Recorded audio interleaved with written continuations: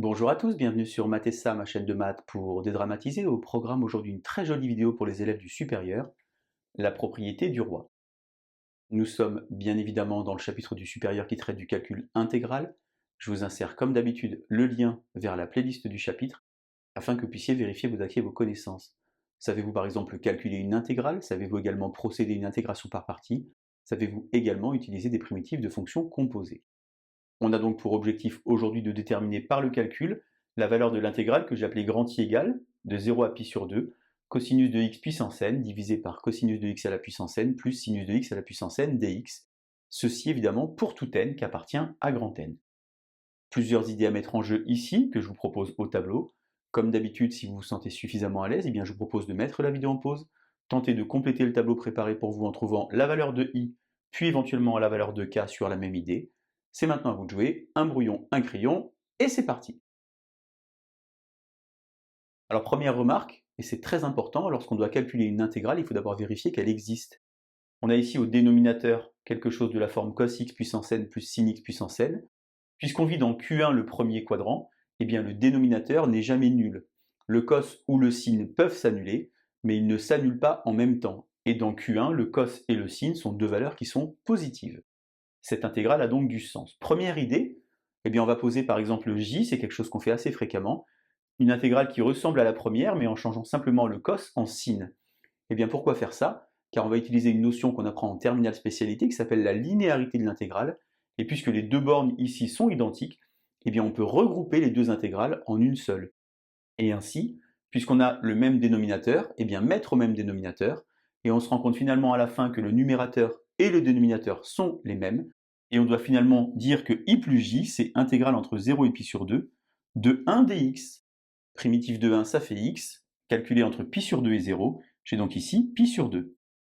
J'ai donc que i plus j est une constante, quelle que soit la valeur de n. Cette première idée est assez jolie, mais ne permet pas d'aboutir. On va donc maintenant passer à autre chose.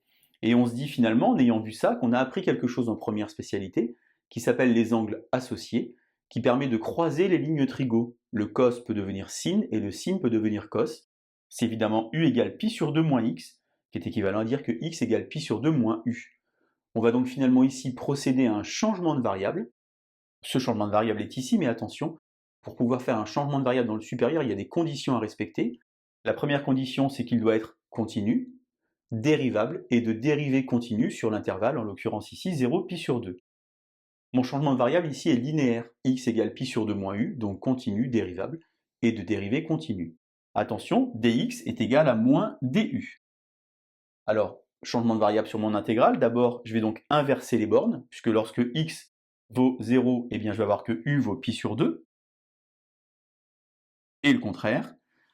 Et ici je vais donc avoir cos pi sur 2 moins u puissance n, en d'autres termes, sinus u à la puissance n, ici sinus u à la puissance n, plus cosinus u à la puissance n, et attention, le dx est remplacé par moins du, alors attention, c'est pas très joli comme ça, on met une petite parenthèse, car il y a une multiplication.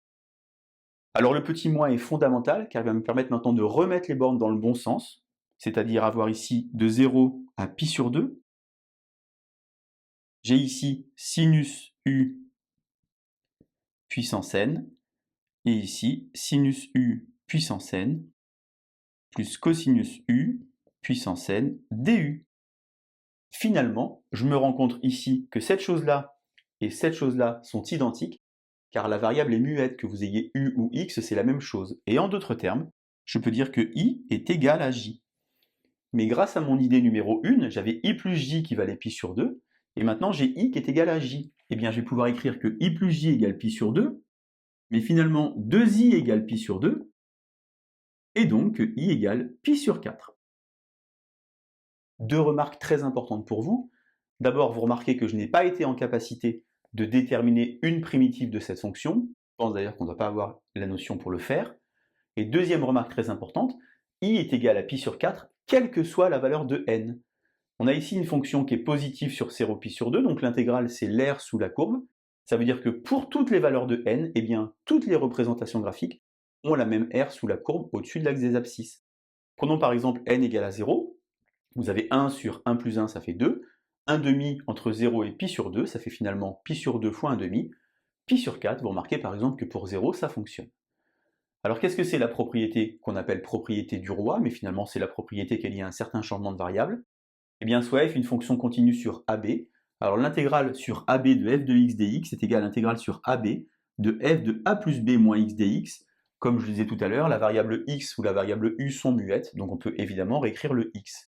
Et c'est finalement ce qu'on a utilisé ici en faisant ça, puisque vous aviez a qui valait 0 et b qui valait pi sur 2, et donc vous avez pi sur 2 plus 0, pi sur 2 moins x, changement de variable.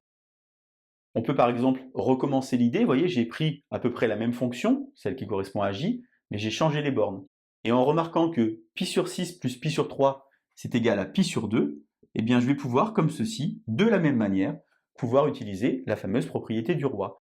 Alors attention, n'oubliez pas, donc on a les bornes, pi sur 6, pi sur 3. J'ai ici donc sinus de x à la puissance n. En prenant pi sur 2 moins x, je vais donc avoir cosinus de x à la puissance n. Et ici, sinus puissance n de x plus cosinus puissance n de x dx. Et finalement, je me rends compte que k ici et k ici sont les mêmes. Donc si je fais k plus k, comme j'ai fait tout à l'heure, en utilisant de nouveau la linéarité de l'intégrale, eh bien je vais avoir k plus k égale donc ici de pi sur 6 à pi sur 3 de 1 dx. Je vais donc avoir primitive en divisant par 2 pour avoir 2k. Et donc j'ai ici numérateur pi sur 3 moins pi sur 6. Ici, même dénominateur, et j'obtiens k égale pi sur 12, de nouveau, comme tout à l'heure, quelle que soit la valeur de n qui appartient à grand N. Voilà donc la propriété du roi, c'est extrêmement joli, finalement c'est lié à une notion de changement de variable. Vérifiez bien, n'oubliez pas les conditions sur votre changement de variable, et tout ira bien. Allez, je vous laisse vous entraîner, et je vous dis à bientôt sur Mathessin. Bonne journée!